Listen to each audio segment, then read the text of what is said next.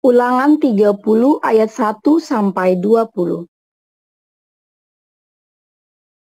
Maka apabila segala hal ini berlaku atasmu, yakni berkat dan kutuk yang telah kuperhadapkan kepadamu itu, dan engkau menjadi sadar dalam hatimu, di tengah-tengah segala bangsa, kemana Tuhan Allahmu menghalau engkau. Dan apabila engkau berbalik kepada Tuhan Allahmu dan mendengarkan suaranya sesuai dengan segala yang kuperintahkan kepadamu pada hari ini, baik engkau maupun anak-anakmu, dengan segenap hatimu dan dengan segenap jiwamu, maka Tuhan Allahmu akan memulihkan keadaanmu dan akan menyayangi engkau. Ia akan mengumpulkan engkau kembali dari segala bangsa, kemana Tuhan Allahmu telah menyerahkan engkau. Sekalipun orang-orang yang terhalau daripadamu ada di ujung langit, dari sana pun Tuhan Allahmu akan mengumpulkan engkau kembali, dan dari sana pun Ia akan mengambil engkau. Tuhan Allahmu akan membawa engkau masuk ke negeri yang sudah dimiliki nenek moyangmu, dan engkau pun akan memilikinya pula. Ia akan berbuat baik kepadamu, dan membuat engkau banyak melebihi nenek moyangmu. Dan Tuhan Allahmu akan menyunat hatimu, dan hati keturunanmu, sehingga engkau mengasihi Tuhan Allahmu dengan segenap hatimu, dan dengan segenap jiwamu, supaya engkau hidup. Tuhan Allahmu akan menjatuhkan segala sumpah serapa itu kepada musuhmu dan pembencimu yang telah mengejar engkau. Engkau akan mendengarkan kembali suara Tuhan dan melakukan segala perintahnya yang kusampaikan kepadamu pada hari ini. Tuhan Allahmu akan melimpahi engkau dengan kebaikan dalam segala pekerjaanmu, dalam buah kandunganmu, dalam hasil ternakmu, dan dalam hasil bumimu. Sebab Tuhan Allahmu akan bergirang kembali karena engkau dalam keberuntunganmu, seperti Ia bergirang karena nenek moyangmu dahulu. Apabila engkau mendengarkan suara Tuhan Allahmu, dan berpegang pada perintah dan ketetapannya yang tertulis dalam kitab Taurat ini. Dan apabila engkau berbalik kepada Tuhan Allahmu dengan segenap hatimu dan dengan segenap jiwamu. Sebab perintah ini yang kusampaikan kepadamu pada hari ini tidaklah terlalu sukar bagimu dan tidak pula terlalu jauh.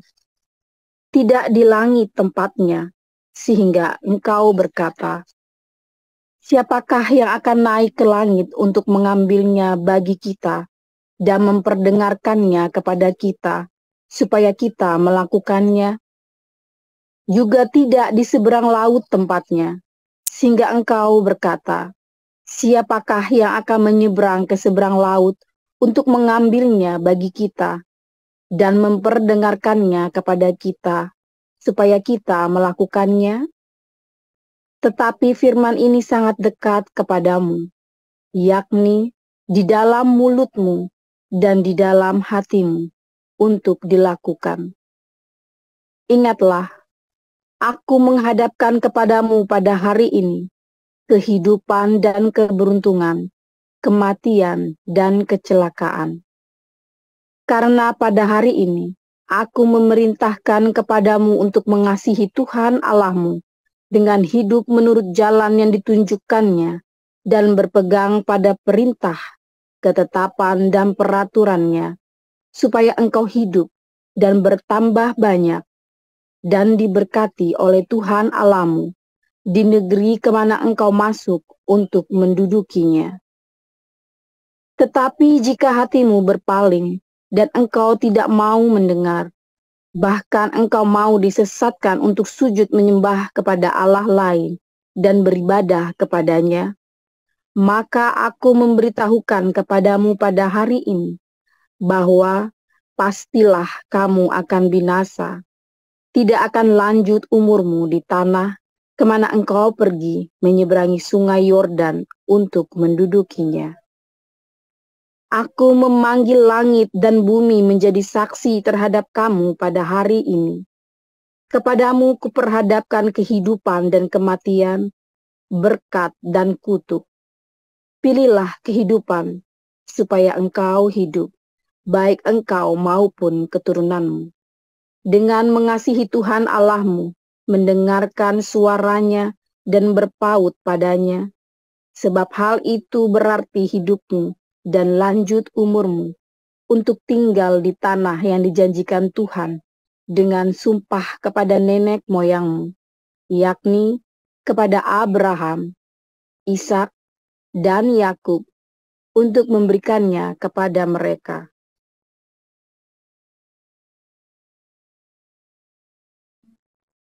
Baik, silakan Pak Murji.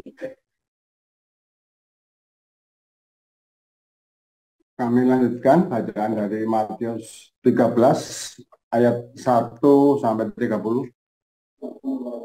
Pada hari itu keluarlah Yesus dari rumah itu dan duduk di tepi danau. Maka datanglah orang banyak berbondong-bondong lalu mengerumuni dia, sehingga ia naik ke perahu dan duduk di situ. Sedangkan orang banyak semuanya berdiri di pantai. Dan ia mengucapkan banyak hal dalam perumpamaan kepada mereka, katanya, adalah seorang penabur keluar untuk menabur. Pada waktu ia menabur, sebagian benih itu jatuh di pinggir jalan, lalu datanglah burung dan memakannya sampai habis. Sebagian jatuh di tanah yang berbatu-batu, yang tidak banyak tanahnya, lalu benih itu pun segera tumbuh karena tanahnya tipis. Tetapi sesudah matahari terbit, layulah ia dan menjadi kering karena tidak berakar. Sebagian lagi jatuh di tengah semak duri, lalu makin besarlah semak itu dan menghimpitnya sampai mati. Dan sebagian jatuh di tanah yang baik, lalu berbuah, ada yang 100 kali lipat, ada yang 60 kali lipat, ada yang 30 kali lipat. Siapa bertelinga, hendaklah ia mendengar. Maka datanglah murid-muridnya dan bertanya kepadanya, mengapa engkau berkata-kata kepada mereka dalam perumpamaan? Jawab Yesus, kepadamu diberi karunia untuk mengetahui rahasia kerajaan surga, tetapi kepada mereka tidak. Karena siapa yang mempunyai, kepadanya akan diberi, sehingga ia berkelimpahan. Tetapi siapa yang tidak mempunyai, apapun juga yang ada padanya akan diambil daripadanya. Itulah sebabnya aku berkata-kata dalam perumpamaan kepada mereka. Karena sekalipun melihat, mereka tidak melihat, dan sekalipun mendengar, mereka tidak mendengar dan tidak mengerti. Maka pada mereka genaplah nubuat Yesaya yang berbunyi, kamu akan mendengar dan mendengar namun tidak mengerti, kamu akan melihat dan melihat namun tidak menangkap. Sebab hati bangsa ini telah menebal dan telinganya berat mendengar dan matanya melekat tertutup, supaya jangan mereka melihat dengan matanya dan mendengar dan dengan telinganya dan mengerti dengan hatinya, lalu berbalik sehingga aku menyembuhkan mereka. Tetapi berbahagialah matamu karena melihat dan telingamu karena mendengar. Sebab aku berkata kepadamu, sesungguhnya banyak nabi dan orang benar ingin melihat apa yang kamu lihat, tetapi tidak melihatnya, dan ingin mendengar apa yang kamu dengar, tetapi tidak mendengarnya. Karena itu, dengarlah arti perumpamaan penabur itu. Kepada setiap orang yang mendengar firman tentang kerajaan surga, tetapi tidak mengertinya, datanglah si jahat dan merampas yang ditaburkan dalam hati orang itu. Itulah benih yang ditaburkan di pinggir jalan. Benih yang ditaburkan di tanah yang berbatu-batu ialah orang yang mendengar firman itu dan segera menerimanya dengan gembira, tetapi ia tidak berakar dan tahan sebentar saja. Apabila datang penindas atau penganiaya karena firman itu, orang itu pun segera murtad. Yang ditaburkan di tengah semak duri ialah orang yang mendengar firman itu lalu kekhawatiran dunia ini dan tipu daya kekayaan menghimpit firman itu sehingga tidak berbuah. Yang ditaburkan di tanah baik ialah orang yang mendengar firman itu dan mengerti, dan mereka itu berbuah. Ada yang 100 kali lipat, ada yang 60 kali lipat, ada yang 30 kali lipat.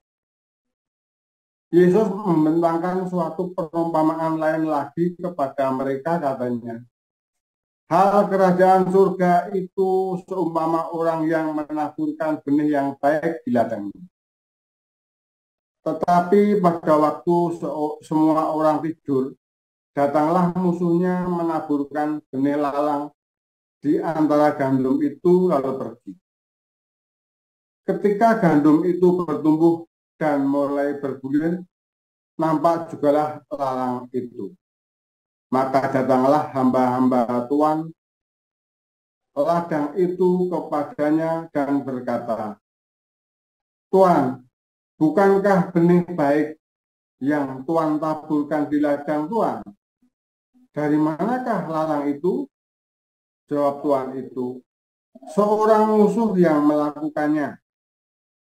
Lalu berkatalah hamba-hamba itu kepadanya, jadi maukah Tuhan supaya kami pergi mencabut lalang itu? Tetapi ia berkata, jangan, sebab mungkin gandum itu ikut tercabut pada waktu kamu mencabut lalang itu. Baiklah, keduanya tumbuh bersama sampai waktu menuai. Pada waktu itu aku akan berkata kepada para penuai, kumpulkanlah dahulu lalang itu dan ikatlah berberkas-berkas untuk dibakar. Kemudian kumpulkanlah gandum itu ke dalam lumbungku. Demikian.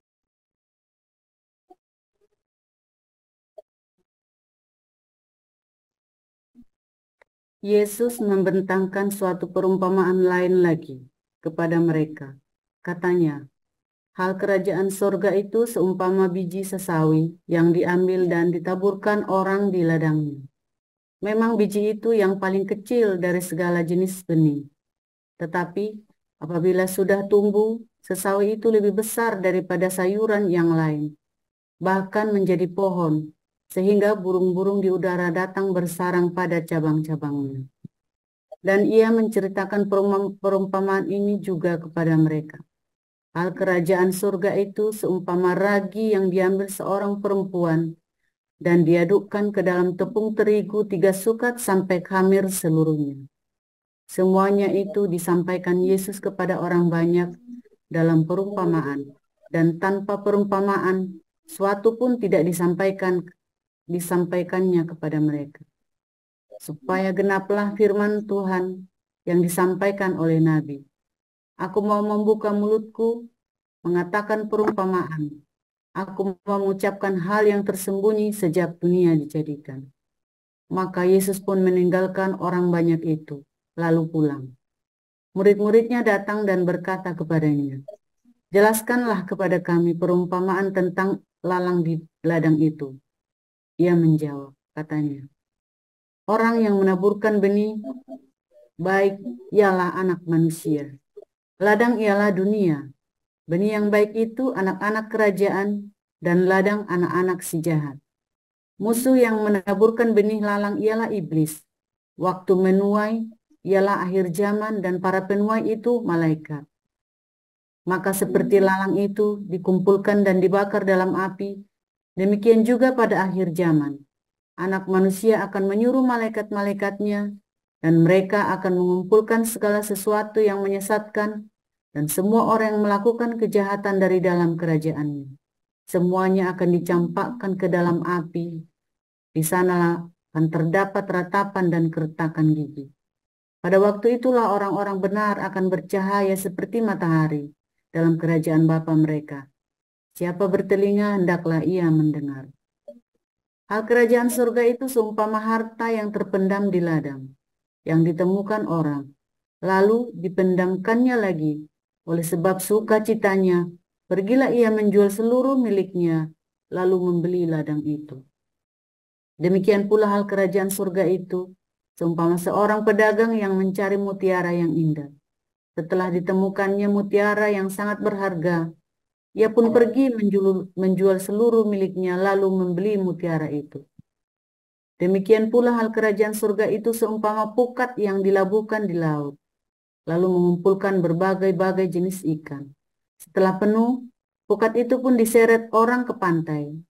Lalu duduklah mereka dan mengumpulkan ikan yang baik ke dalam pasu, dan ikan yang tidak baik mereka buang.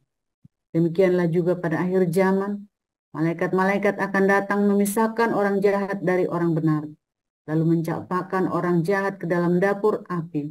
Di sanalah terdapat ratapan dan keretakan gigi. Mengertikah kamu semuanya itu? Mereka menjawab, ya, kami mengerti. Maka berkatalah Yesus kepada mereka, karena itu, setiap ahli Taurat yang menerima pelajaran dari hal kerajaan surga itu, seumpama tuan rumah yang mengeluarkan harta yang baru dan yang lama dari perbendaharaannya. Setelah Yesus selesai menceritakan perumpamaan-perumpamaan itu, ia pun pergi dari situ. Setibanya di tempat asalnya, Yesus mengajar orang-orang di situ, di rumah ibadat mereka. Maka takjublah mereka dan berkata, dari mana diperolehnya hikmat itu dan kuasa untuk mengadakan mujizat-mujizat itu? Bukankah ia ini anak tukang kayu? Bukankah ibunya bernama Maria dan saudara-saudaranya Yakobus, Yusuf, Simon dan Yudas? Dan bukankah saudara-saudaranya perempuan semuanya ada bersama kita? Jadi dari mana diperolehnya semuanya itu? Lalu mereka kecewa dan menolak dia. Maka Yesus berkata kepada mereka, seorang nabi dihormati di mana-mana, kecuali di tempat asalnya sendiri dan di rumahnya. Dan karena ketidakpercayaan mereka, tidak banyak mujizat diadakannya di situ. Demikian. Baik, puji Tuhan. Terima kasih para lektor yang sudah membacakan, Bu Veronica, Pak Murji, dan Bu Ros. Firman Tuhan akan disampaikan oleh gembala kita, Pastor Joseph Paulzang, dengan judul Akibat Kelamaan Kere. Baik, silakan Pastor. Haleluya, luar biasa. Judulnya sadis ya. Iya, sadis, biar kapok lu pokoknya kan. Yang kamu nyalakan itu ya, lampunya yang gelap banget jelek. Judulnya sadis banget ya. Wah, ini judulnya menghina. Oh, bukan menghina. Kalau kamu dengarkan baik-baik, nanti kamu baik ya. Kalau kamu dengarkannya dengan negatif, ya kamu marah, tersinggung. Ya, kalau kamu dengarnya baik-baik, besok kamu nggak kere. Ya, jadi kalau kamu dengarnya nggak baik-baik, ya kamu pasti jengkel, nanti saya tersinggung kamu ya. Ini menghina nih, gitu kan. Nah, saudara, orang ya, kalau kelamaan miskin, apa yang terjadi saudara? Ini serius ya. Satu, dia pasti akan minder. Itu yang pasti, itu sudah tidak mungkin tidak. Ya, Anda miskin. Kalau setahun, 2 tahun namanya orang lagi jatuh ya. Kemudian sudah 5 tahun, 10 tahun, 20 tahun, kamu dan anak kamu saudara. Bukan cuma kamu, anak kamu pun jadi minder. Ya, serius. Kalau kelamaan miskin. Setelah minder apa yang terjadi, saudara? Setelah minder, jadi sombong. kita ini memang rendah, tapi kita jangan, yang kita nggak punya harta, tapi kita punya harga diri. Coba, ngomongnya pasti begitu semua. Ya kan? Kita ini memang nggak punya uang, tapi kita punya harga diri. Pertama minder. Ya kan? Sang minder, tiap hari dihina, saya memang nggak punya uang, tapi saya punya harga diri. Ngomongnya begitu, saudara. Dan harga dirinya mahal sekali. Saya pada suatu ketika pernah punya pegawai. Nah, pegawai ini masih dalam masa percobaan, ya. Terus belum selesai, belum 1 bulan. Tiba-tiba ada orang ngasih tahu sama dia, saya ini orang yang tidak baik, ya preman lah, mafia lah, segala macam dulu ya. Lalu orang ini tiba-tiba berhenti dan minta gajinya hari itu juga, saudara. Saya bilang, kamu sayang sekali, kenapa kamu berhenti? Kamu kan belum selesai masa percobaan kamu. Dan kerjaan kamu bagus. Saya pokoknya minta gaji saya hari ini juga. Nggak bisa. Kita lagi kerja, belum janjian ini, kamu maksa berhenti, minta hari ini juga gajian. Nggak bisa. Nanti yang lain bagaimana? Saya bilang ya, kita setiap gajian ada tanggalnya. Ya kan? Dan kamu tidak kita pecat loh. Tidak kita pecat, dan bukan saja tidak kita pecat, kamu juga tidak ada masalah, tiba-tiba kamu minta berhenti saja, ujuk-ujuk begitu, hari ini kudu minta uang. Nggak bisa begitu. Dan kita juga tidak tahu, mungkin kamu nyuri, kita kan nggak tahu kan, mesti audit dulu kan, diperiksa dulu semuanya. Nah, anaknya baik, saudara, karena masih kecil ya, masih 18 tahun atau 19 tahun. Anaknya baik, polos, keluarganya mencak-mencak datang semua, kakaknya, ibunya, semua ya. Berempat apa datangin saya ngonjogi, saudara. Gubrok, minta bayar sekarang. Bilang, Pak, kita harus cek dulu. Kamu kan tiba-tiba keluar, saya nggak tahu masalahnya apa. Belakangan saya tahu ya masalahnya, tapi saya nggak tahu kenapa dia keluar. Kan kita nggak kaget kenapa tiba-tiba keluar, kita nggak ada masalah, dia kerja juga baik, kita juga suka sama orang-orang, semua juga cocok sama dia. Kenapa tiba-tiba minta keluar? Lalu tiba-tiba maksa minta gaji, nggak bisa. Kita mesti cek dulu, kita audit dulu bagiannya dia apa, kita cek. Ada nggak barang hilang, dan seterusnya. Maksa, saudara, yang gebrak meja, terus dia bilang, saya ini memang miskin, kami ini memang miskin, tapi kami ini punya harga diri, kami tidak mungkin mencuri. Loh, ya kita nggak tahu, saya bilang, kamu nyuri apa enggak, semua orang juga ngaku-ngakunya jujur. Nggak ada setan ngaku maling, nggak ada. Saya setan, ya. Setan ngaku setan, nggak ada, saudara. Ya kan? Aku ini memang setan, nggak ada. Semua setan ngakunya dia adalah Allah, saudara, yang minta disembah. Semua setan ngakunya dia adalah Allah yang maha baik, maha pemurah, maha pengampun, maha sayang, semua segala macam, saudara. Ya kan? Maling aku maling juga nggak ada. Ya kan? Semua pasti baik ya. Gitu. Kita turunan aja. Selesai audit ya, untuk dia beberapa hari kita pasti transfer uangnya, dan kita selalu transfer, nggak kasih tunai. Nggak bisa, kita nggak mau ditransfer, kita maunya uang tunai. Nggak bisa kita transfer, kamu kan punya rekening. Jadi kerja kan dia kan ada kasih rekeningnya. Nah, saudara, ngomong kami ini tidak mungkin mencuri, kami biar miskin, punya harga diri. Nah, selalu begitu, saudara, jawabannya. 1, pasti minder.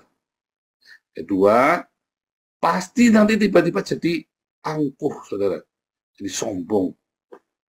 Ya, sombong yang angkuh ya. Ada sombong yang sombong karena dia proud, bangga. Tapi ini sombongnya angkuh. Kenapa? Karena dari mindernya itu. Ya, setelah dia angkuh, saudara, orang jadi nggak suka sama dia. Ya kan? Orang kan jadi malas dikit-dikit sama dia, ngomong sama dia dikit, sorry ya, kita dikit-dikit, sorry ya, kita mah nggak begitu. Dikit-dikit, aduh sorry ya, kita nggak begitu. Siapa yang duduk kamu begitu? Keeran, saudara. Akhirnya orang nggak suka deket-deket. Rezeki mau datang, mau kasih ke dia, nggak jadi, saudara. Aduh, maaf, kita nggak mau ya, mau kasih uang, aduh nggak mau, kita nggak usah. Misalnya mau pelayanan nih, ya kan? Kita pelayanan, kita kasih uang. Aduh, kita nggak usah, nggak mau. Saya mau melayani Tuhan saja. Saudara, kalau kami dulu di gereja kami dulu waktu di Indonesia ya, kita mah selalu ngasih uang ya. Karena apa, saudara? Ya karena kita juga dapat uang. Saya juga kalau pelayanan ya di Den Haag, kita pasti kasih uang, saudara. Kenapa? Mereka juga butuh transport segala macam dan kita juga mendapat donasi. Jadi donasinya nggak saya telan sendiri, ya saya bagi. Kita dapat donasi berapa waktu itu 400, ya kita bagi.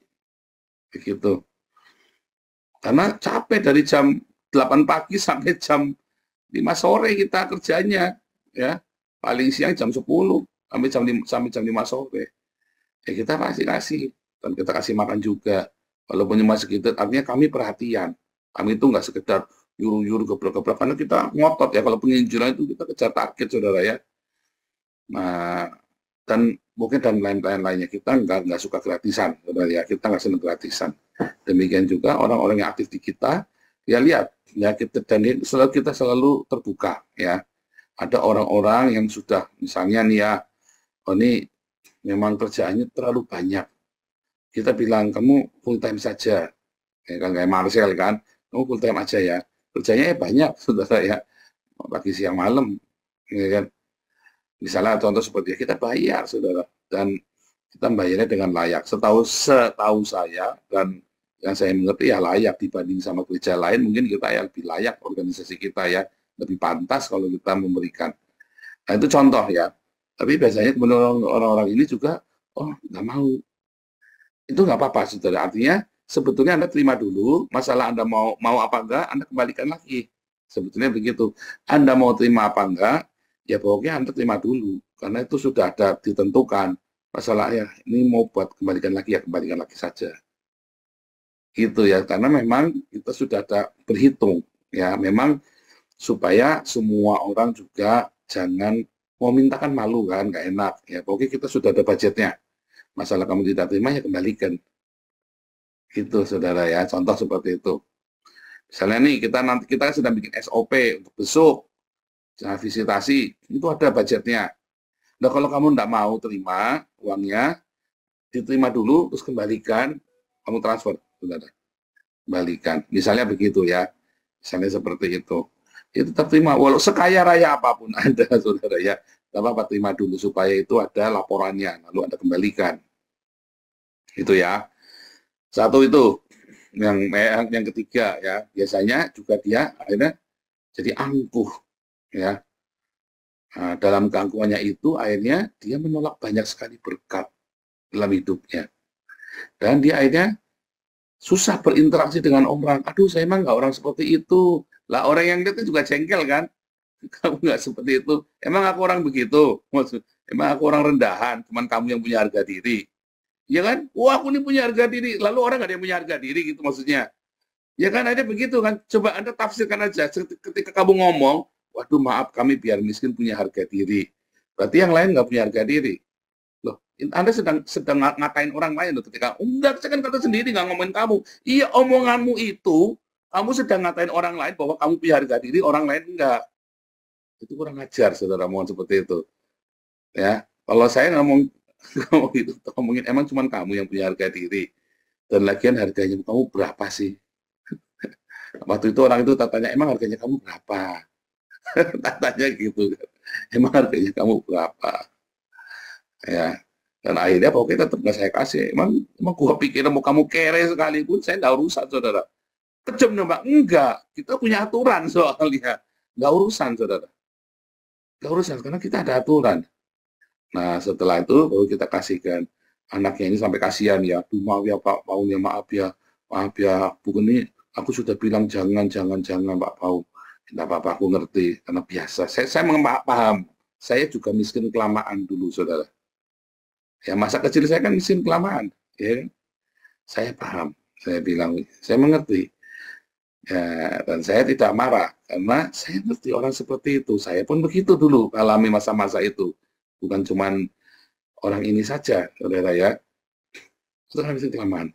Akhirnya orang-orang ini karena terus miskin, suatu ketika kan ada dua nih. Kalau dia mau tetap dengan kesombongannya, dengan prinsipnya, maka dia lapar. Pasti lapar. Tak jamin lapar, saudara. Tak jamin lapar. Namanya orang lapar, ya, dan dia tetap dengan prinsipnya ya, dengan jujur, dengan segala macam ya. Jujur, makanya ada orang bilang jujur, acur. Ya acur dia. Acur benar-benar. Akhirnya mas saudara hatinya pahit. Pertama minder, lalu angkuh, lalu dia mulai dijauhi teman-temannya, jauh dari berkat-berkat, iya kan? Berkat tidak mungkin datang sama orang yang angkuh dan sombong. Angkuh itu akibat kemiskinan, sombong itu akibat kamu merasa lebih hebat dari yang lain. Tahu bedanya ya? Angkuh itu karena kamu miskin, kamu jadi angkuh untuk menutupi minder kamu. Kamu meninggikan diri untuk menutupi minder kamu. Sombong itu karena kamu bangga dengan dirimu sendiri. Ya, bedanya angkuh dan sombong gitu ya. Nah, karena kamu angkuh tidak mungkin berkat datang. Akhirnya kamu makin terpuruk, jujur acur karena dengan prinsip-prinsipmu. Oh, saya tidak berkata jujur itu salah, jujur itu benar. Tetaplah jujur, jangan tidak jujur. Ya, karena kamu tetap jujur, maka kamu jadi makin miskin. Ya kan? Akhirnya yang keempat, kamu jadi pahit hatimu, saudara. Pahit, apalagi kamu melihat ada orang-orang yang hidupnya nakal, hidupnya enak, baik, banyak temennya, dan suka sedekah lagi, saudara. Nakal, baik, banyak temennya, dan suka memberi. Nah, kamu pikir suka sedekah, tapi royal gitu loh. Ya kan? Akhirnya nggak mau deket-deket dia. Kenapa? Sombong. Nggak mau. Dan saya bukan penjilat. Nah, omongannya kan gitu kan? Saya bukan penjilat. Saya nggak suka cari muka. Saya nggak suka menjilat. Akhirnya ke sana. Nah, tadi. Nah, ada orang yang miskin, ya, dalam kemiskinannya dia minder, dalam keminderannya dia angkuh, lalu dia mulai nakal. Ya kan? Tadi kan tetap jujur. Yang ini nakal. Akhirnya apa? Dia geragas, saudara. Ya, suka nyatut. Apa saja dicatut dong ya. Visitasi pun dicatut, jadi ketua yayasan pun dicatut, pegang duit jadi bendara pun diputer-puter, pegang proyek apapun diputer-puter jadi duit. Benar nggak? Akhirnya kan begitu. Lalu karena dia melakukan hal yang tidak baik ini, nggak jujur ini, diberkati nggak? Oh, diberkati. Kelihatannya diberkati. Oh, ada duit. Proyek dia nyatut 50 juta, pegang duit yayasan diputer-puter, tidak mau kasih laporan keuangan, ucuk-ucuk selip sekian puluh juta. Misalnya ya, saudara ya. Atau pegang duit pelayanan, uang gereja, pendeta-pendeta juga banyak itu kan. YouTuber juga banyak begitu kan. Ayo, beneran banyak, saudara ya. Nah, makanya mereka pada jengkel sama saya, karena kita semua laporan keuangannya kebuka kan. Dan mereka akhirnya dipercaya nggak? Ya enggak, karena ada orang jujur kayak kita yang laporannya selalu dibuka. Itu mateni pasaran, istilahnya kan, mateni pasaran. Jadi akhirnya dia diberkati, dia mengunci berkatnya dia sendiri. Akhirnya orang nggak percaya dia lagi. Ya kan, katanya janji mau bikin panti asuhan, nggak taunya bikin kolam renang. Nah, contoh gitu kan, dia kunci berkatnya dia sendiri, saudara. Kalau kita apa yang kita omongkan ya kita usahakan jadi, nggak jadi kita kasih tahu ini nggak jadi ya, uangnya nanti buat ini kita umumkan semuanya, ya kan? Nah, kemudian saudara, orang-orang ini intinya makin miskin, makin susah, menderita, ada yang nakal jadi penjahat urusan hukum, jadi ruwet, jadi salah satunya saya jadi mafia, ya saudara ya, jadi garong, ya kan, salah satunya saya, jadi nggak benar. Karena saya survive, ya kan? Saya tidak mau jadi telenan. Saya maunya jadi yang memangsa. Saya tidak mau dimangsa. Saya mau yang memangsa. Nah, yang ini kan jadi mangsa kan? Yang satu memangsa, yang satu jadi mangsa. Kan hanya itu saja. Hanya itu saja. Akhirnya dua-duanya jadi berkati, dan akhirnya dua-duanya sama habis. Firman Tuhan berkata, barang siapa memiliki kepadanya akan ditambahkan. Barang siapa tidak memiliki, dia punya apa, diambil, saudara. Yang miskin ini makin nelangsa, yang nakal ini hidupnya juga penuh dengan penderitaan. Urusan polisi lah, deg-degan lah, urusan ini lah, narkoba lah. Ya, karena memangsa dan dimangsa. Ada nggak yang nggak dua ini? Ada orang-orang yang percaya Tuhan, nanti ya. Nanti. Di dunia ini ada hukum universal, saudara.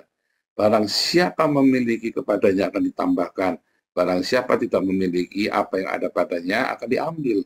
Contohnya kalau kamu punya uang di bank, ya, uang di bank cuman ada sekitar 10 juta. Kamu nambah apa ngurang saldonya di BCA, saudara? Misalnya BCA, kamu punya uang 10 juta. Ngurang, saudara. Kalau 100 juta, nambah uangmu.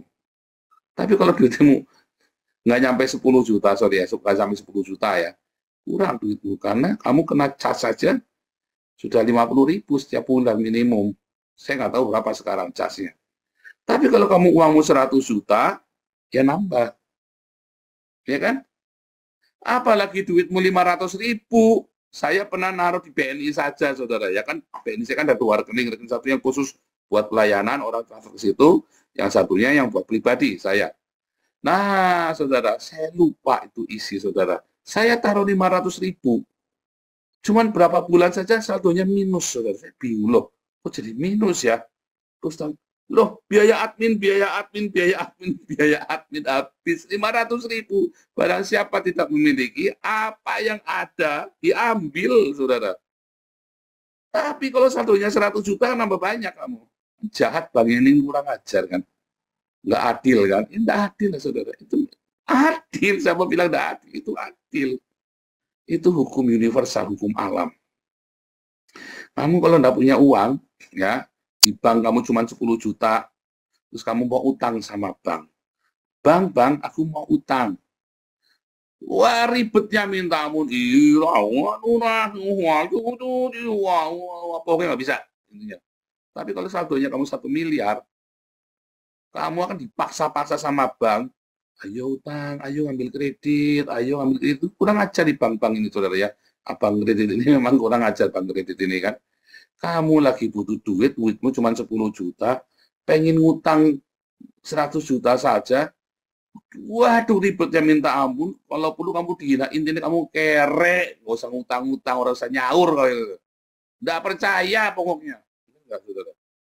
Tapi kalau kamu punya 1 miliar, setiap hari itu orang bank datang pakai dasi bawa oleh-oleh. Selamat ulang tahun, Bu Rose. Selamat ulang tahun. Aku ulang tahunnya udah, kayaknya kamu datang ke sini sudah 3 kali ngajak ulang tahun, selamat ulang tahun 3 kali deh. Ya kan? Kucingmu mati saja, dia datang sudah ada ngasih kembang turut berduka cita atas kematian si Kathy, saudara. Serius, saudara. Kucingmu mati saja dikasih bunga duka cita sama dia. Apalagi kalau kamu punya saldonya 1 triliun, saudara. Ya kan? Pasti. Itu contoh uang. Karakter juga sama. Kalau kamu tidak punya karakter yang kuat, ya, maka karaktermu yang ada yang baik ini akan rusak, saudara. Kamu punya kejujuran, ya, tapi kamu tidak lengkapi dengan cinta. Kamu tidak lengkapi dengan karakter yang lain.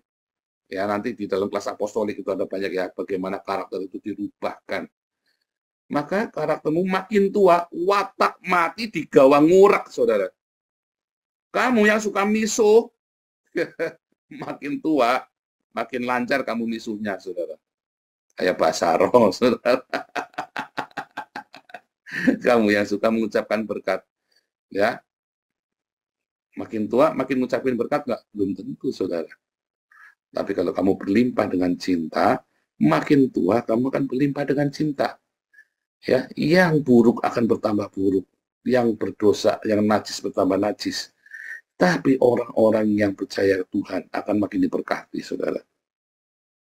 Orang-orang yang melekat erat sama Tuhan akan diberkati. Ya kan? Itu saya ngomong beneran, saudara. Kamu jangan pikir, terus kamu datang utang sama saya, papa mau utang, diomelin dulu, saudara. Bagus diutangin, tak blok, saudara. Takut diutangi. Ayo, tapi coba kalau datang kasih duit, gua tak telepon kamu. Oh iya, Bu Rose. Oke, ya kan? Dalam hati saya, besok ngasih lagi ya, Bu Rose. Ngasih yang banyak, nanti kucing mati tak doangin nanti.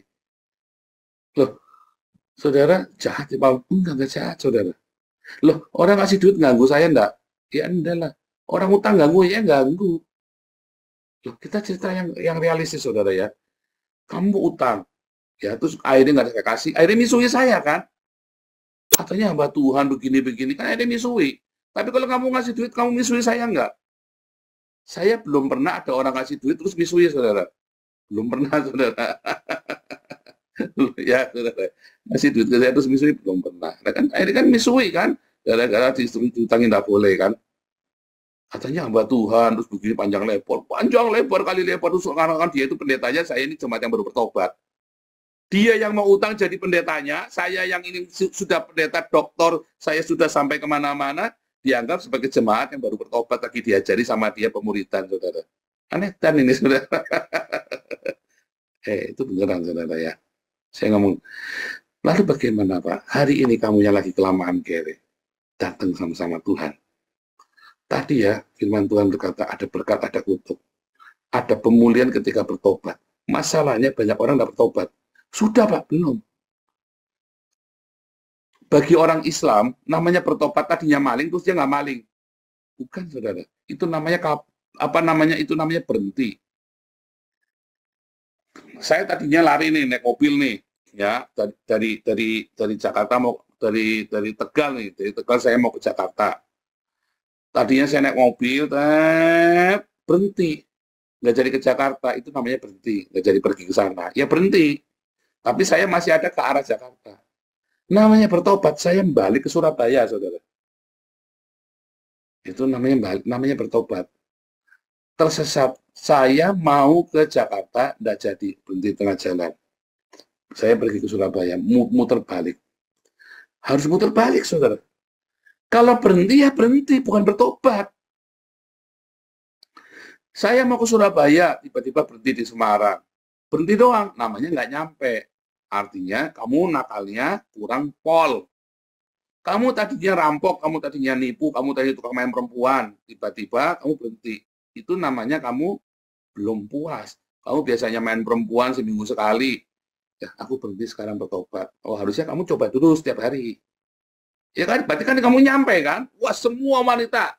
Saya sudah tidur dengan 1.000 wanita misalnya. Harusnya kamu tuntasin sampai 10.000. Kan begitu, saudara. Itu namanya tuntas tuh, kamu jahat tuh. Tuntas. Tapi kalau kamu berhenti, namanya berhenti. Nah, yang namanya bertobat, kamu bukan cuma berhenti wanita, bukan cuma berhenti itu, saudara. Bukan cuma berhenti, tapi bahkan kamu bisa jijik dengan itu, saudara. Bahkan kamu jijik dengan itu. Bukan cuma berhenti, tapi sampai jijik. Sampai kamu buang itu kenajisan itu dari hidupmu, saudara. Waduh, lebih 10 menit. 5 menit lagi. Jadi yang namanya bertobat itu bukan kamu berhenti. Aku kembali. Kalau kamu mau hidupmu dipulihkan dalam ekonomimu, saudara, kamu punya karakter jelek apa hari ini? Kamu bukan cuma berhenti. Pak, saya suka marah-marah. Bukan cuma berhenti marah, saudara. Mulai berkat. Yang kamu tadi suka ngutang-ngutang, bukan cuma berhenti ngutang. Kamu punya, kamu bagi. Serius, saudara. Kamu punya, kamu bagi. Yang tadinya kamu suka ngutang, kamu berhenti ngutang, bukan cuma berhenti ngutang, kamu punya, kamu bagi. Itu namanya bertobat. Yang tadinya kamu nipu-nipu, yang kamu tadinya gangguin yang jahat, kamu punya, kamu bagi. Itu kalau dalam hal materi. Kalau dalam karakter, kamu lakukan sebaliknya. Kamu yang tadinya suka sirik, datengin orangnya. Kalau dia lagi kerja, kamu bantu. Kalau dia lagi punya barang bagus, kamu puji. Wih, luar biasa. Kamu ngomong dengan hati yang tulus. Itu, saudara. Kalau ada orang, ya, bertobat tapi cuma berhenti, itu namanya bukan bertobat. Karena suatu hari kamu akan terusin lagi. Terusin lagi, saudara. Ya, saudara ya, itu namanya bertobat. Maka kamu akan mengalami terobosan dalam kehidupan. Kamu yang tadinya malas, yang kerjanya suka ngomel, berhenti, kamu kerja sedikit apapun gajimu, kamu bilang haleluya, terima kasih Tuhan baik. Kamu percaya nggak? Kamu gajinya kecil kayak apa, bosmu jahatnya kayak apa, kamu bilang haleluya, Tuhan Yesus baik, saya dikasih kerjaan, saya senang melakukannya. Kamu bilang begitu, statement, saudara. Kamu kan waktu ngomel kan juga statement. Anjing, ya kucing, bos edan. Sekarang ngomong-ngomong, haleluya, saya masih bisa bekerja. Saya akan kerjakan dengan sungguh-sungguh hati. Tiba-tiba kamu mumbul, saudara. Nggak ada cara lain. Pulih dalam pertobatan, pulih itu harus begitu. Kalau nggak, kamu tetap akan makin kere. Omonganmu akan balik kamu makin dalam, kamu akhirnya ngomong yang tidak baik, kepahitan, tambah dalam lagi, tambah jeblos lagi, saudara. Kenapa orang kaya makin kaya? Karena waktu dia kaya, wejan, seneng aku ganteng, wejan. Positif, maka berkatnya makin banyak, berkatnya makin banyak, berkatnya makin banyak. Jangan bawa-bawa Tuhan dulu, saudara. Kita lagi cerita, kamu otaknya jelek, yang orang kaya otaknya baik. Dah begitu saja. Nah, karena kamu jelek, ya kamu dapat yang jelek. Orang kaya ini dapat yang baik, maka dia baik, saudara. Makanya ketika kamu dapat jelek, kamu jangan merasa jelek. Orang kaya miskin bukan karena jumlah rupiah, tapi kamu bisa memberi. Dapat, saya punya 1 juta. Waduh Tuhan, terima kasih Tuhan. Saya berbagi 300.000, saudara. Saya punya 10 juta. Aduh, terima kasih Tuhan. Saya berbagi 4 juta. Ya. Aduh, terima kasih Tuhan. Gaji saya UMR di sini. Tapi saya bisa membagi banyak orang, saudara. Dan makin diberkati, makin diberkati. Karena selalu positif. Kalau kamu misu, waduh segini kurang, ya kurang lah. Segini, wah ya kurang beneran, saudara. Kurang. Akhirnya kamu tambah siang, tambah apes, saudara. Ya, lebihan 5 menit nggak apa-apa, karena ini penting buat kalian. Kamu kalau kelamaan kere, makin kere, saudara. Kalau kamu berhenti bertobat, kamu berhenti dan bertobat, kamu balik, ucapkan berkat dengan mulutmu, ucap syukur, rajin kerja, jujur. Ya, bukan cuma nggak laporan, kalau ada tapi kamu jujur bilang, ceritakan semua detail, apa yang kamu kerjakan, biaya sekian, aku butuh sekian, oke ada sekian. Nih, aku kembalikan semuanya. Jangan mengeluh, jangan pernah kasih alasan yang aneh-aneh. Kalau ada kesalahan, oh ya ini aku salah selip, kenapa? Ya aku lapar tadi jalan mau makan. Lain kali nggak begitu lagi. Udah, enak. Kamu akan diberkati Tuhan. Sungguh saudara. Ya, Tuhan Yesus memberkati.